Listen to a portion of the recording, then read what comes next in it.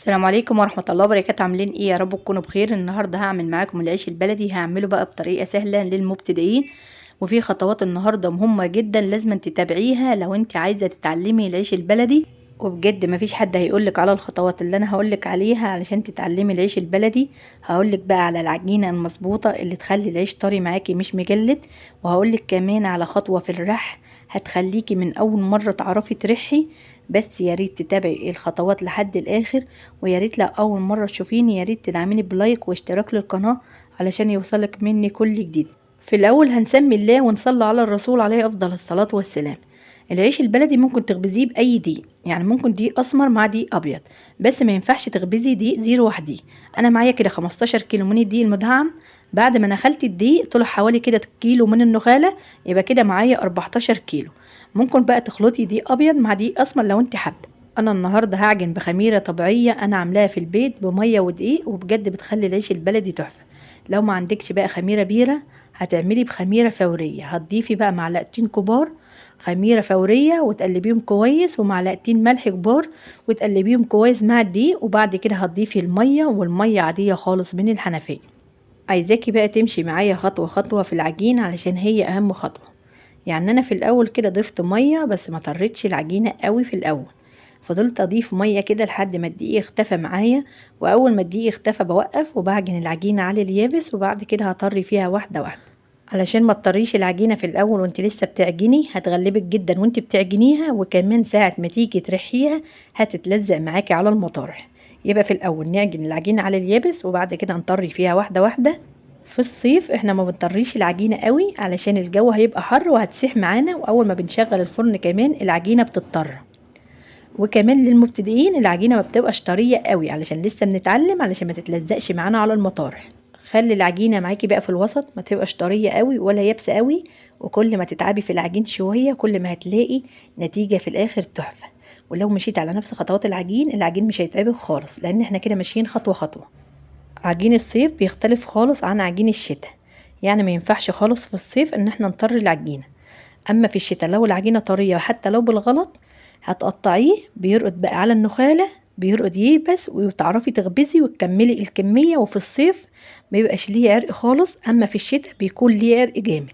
انا بعد ما لتيت العجين هنزل عليهم بالخميرة الطبيعية اللي انا مربياها من بالليل.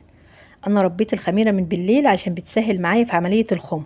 اخدت كده معلقتين كبار من الخميرة اللي احنا شايلينها في التلاجة، وضفت عليهم طبق دقيق وعجنته كويس وغطيته، وتاني يوم الصبح بقوم اعجن بيه، فبيسهل معايا في عملية الخمر. ان شاء الله نصور الخميرة الطبيعية اللي انا بعملها في البيت اللي هي بمية ودقيق، وهنعملها مع بعض في الصيف علشان احنا ما عملناش من زمان، اخر مرة عملها في الشتاء. هقولك بقى على النتيجة في الصيف، بس يا ريت تتابعي القناة. لو احنا اول مره بقى نعجن هنعرف ازاي العجينه مظبوطه ولا لا. هنقطع رغيف ونحط على وش العجين، لو صرح معانا جامد تبقى كده العجينه طريه واحنا مش عايزينها طريه في الصيف. لو العجينه صرحت على بسيط تبقى العجينه كده في الوسط. لو ما صرحتش خالص تبقى العجينه لسه يابسه وعايزه ميه. خلي بالك من الاختبار اللي احنا بنعمله بنظبط بيه العجينه. انا كده لقيت العجينه ما شاء الله مظبوطه، بقت تقابل لي ايدي ميه واعجن في العجينه لحد ما وصلت للنعومه اللي انتوا شايفينها كده. العجينه اتخدمت وكمان نعمت وما فيهاش الا تلزيق الا على بسيط خالص. العجينه الطريه بيبقى عيشها طري بس مش للمبتدئين، للناس اللي بتخبز من زمان ممكن تطري العجينه هتعرف تخبزها وهي طريه. اما المبتدئين زي ما قلت لك تخلي العجينه في الوسط. اهم حاجه نسيبه يختمر، ما نستعجلش عليه خالص، يعني ممكن ياخد ساعه ونص او ساعتين. اخد معايا ساعه ونص علشان انا مربيه خميره من بالليل فسهلت معايا عمليه الخم. قمت على طول بقى قطعت، انا كنت معلمه الطشت في الاول، اول ما اختمر قمت رشيت النخاله. وعايزاكي بقى وانت بترشي النخاله تقلي شويه علشان ما يلزقش معاكي. وكمان تعرفي تلقطيه لو انت لسه مبتدئه. يعني لو هتعملي بقى صينيه تقلي عليها النخاله، لو هتفرشي على الارض هتقلي النخاله. لو انت لسه مبتدئ ما تقطعيش كتير، يعني سيبيه كده صينيه او اتنين وقومي اخبزيهم، وبعد كده قطعي الباقي علشان في الصيف بيخمر، ومش عايزين نكتر خميره في الصيف او نطر العجينه في الصيف. وما تقطعيش كتير، لو انت لسه اول مره تخبزي قطعي صينيه او اتنين وبعد ما تخبزيهم قومي قطعي الباقي. انا علشان سريعه هخبز الكميه كلها قطعتها كده على مرتين، يعني قطعت نص الفرشه قمت بقى شغلت الفرن وهو بيسخن قطعت الباقي. اللهم صل وسلم وبارك على سيدنا محمد وعلى ال سيدنا محمد. يا ريت لو لسه بتشوفيني يا ريت تدعميني بلايك جميل منك. انا كده قطعت بزيت علشان كده ما غطيتش. لو انت هتقطعي بدقيق هتغطي علشان ما يعملش معاكي طبقه ناشفه، وهتسيبيه 10 دقايق على النخاله على ما بتشغلي الفرن يسخن. واول ما بيسخن هنوطي البلاطه ونخلي الجنوب عاليه، وناخد اول رغيف احنا بدأنا بيه بيكون اختمر شويه. من اول رغيف هتعرفي العجينه بتاعتك مظبوطه ولا لا. ولو لقيتي اول رغيف لسه منفض هتصبري شويه وترجعي تخبزي. النفطه اللي هي بتخلي سمك الرغيف من تحت تخينه ومن فوق رقيقه زي الفطير، فاحنا عايزين سمكه من فوق زي من تحت. نسيبه بقى نصبر عليه شويه لو لقيناه فيه نفطه.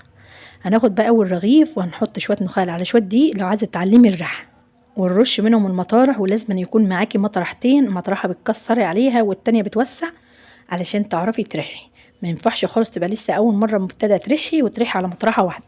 يبقى لازما في الاول نظبط العجينه علشان نعرف نرح، ما نخليهاش طريه علشان ما تتلزقش معانا على المطارح. ويكون معانا مطرحتين، وكمان معانا طبق فيه شويه نخال على شويه دقيق يكونوا جاهزين معانا للرش على طول. انا كده لسه راميه اول رغيف، اول ما يستوي معايا وهشوفه لو لقيته مش منفض هكمل بقيه الخبيز. وزي ما قلت لك لو لقيتي فيه نفطه هتصبري شويه ترجعي تخبزي. اما لو العجينه يابسه وطلع مجلد معاكي هقول لك العجينه كانت يابسه جامد معاكي. لو العجينه طريه هتغلبك على ما ترمي وكمان هيبوظ اليدها. يبقى لازم نظبط العجينه من الاول. اللهم صل وسلم وبارك على سيدنا محمد وعلى ال سيدنا محمد. شايفين الجمال من اول رغيف يا جماعه؟ ريحته تحفه وكمان نفخ معايا. هكمل بقى بقيه الكميه على طول. الفرن بيكون سخن برمي على طول ورا بعضيه، واول ما بيسخن العيش بيطلع معايا تحفه. اي حد مبتدئ بيكون عنده الريح هو المشكله الكبيره، بس ان شاء الله بعد ما هتشوفي النهارده وتمشي معايا خطوه خطوه لحد الاخر الريح هيبقى سهل معاكي جدا. في الاول احنا ظبطنا العجينه، وبعد كده معانا مطرحتين وكمان معانا شويه نخال على شويه دقيق. كده بقى خطواتنا مظبوطه 100%. ايه هي بقى اللي صعب في الريح؟ ان انت تمسكي المطرحه ماسكه مش مظبوطه، مش هتعرفي تحركي الرغيف خالص من على المطرحه. هقولك النهارده على مسكه المطرحه المظبوطه اللي انا اتعلمت بيها وبعلم ولادي بيها، وان شاء الله انت هتتعلمي بيها. في الاول هنمسك الرغيف ويكون تحتيه شويه نخال على شويه دقيق، وامسكي بقى المطرحه زي ما انا ماسكاها كده. هتختلف معاكي خالص ان انت تمسكي المطرحه من تحت اليد عن ما تمسكي المطرحه من اليد نفسها. هتمسكيها من تحت اليد هتحركي الرغيف وتعرفي تحركيه. المسكه دي هي اللي هتخلي الرغيف يلف من على المطرحه ويوسع معاكي بسرعه. ان شاء الله هتجربيها وهتعجبك جدا. اما الرميه في الفرن لازم تكوني عاليه عن الفرن، يعني تقعدي على حاجه عاليه علشان تعرفي ترمي. انا في الاول كنت زيكم وكان عندي مشكله في الرح وكمان في الرميه، بس بعد ما مشيت على نفس الخطوات اللي انا شرحتها لك النهارده بقت اخبز العيش البلدي ومحدش يتحداني. العيش البلدي الدقيق كان اسمر بس اللهم بارك بعد ما اتخبز طالع معايا تحفه. اتمنى بجد ان انت تمشي بقى على كل الخطوات علشان يطلع معاكي مظبوط والعيش يبقى طري مش مجلد. لو عامله كميه كبيره ممكن تقطعيها وتشيليها في اكياس وتفرزيها. اتمنى بجد ان يكون شرحي بسيط وتكوني طلعتي لو بمعلومه بسيطه. اتمنى ان تعمليني بلايك واشتراك